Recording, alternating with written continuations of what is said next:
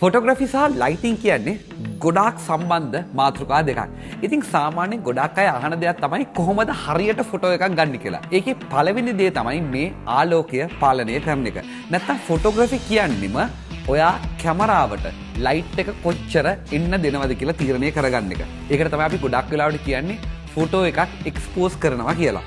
ඉතින් මේ ෆොටෝ එකක් එක්ස්පෝස් කරද්දී ඔයා ලයිට් එක ගොඩාක් වැඩිපුර කැමරාවට එක්ස්පෝස් කරොත් අපි ඒ පින්තූරයට කියනවා ඕවර් එක්ස්පෝස් පින්තූරයක් කියලා.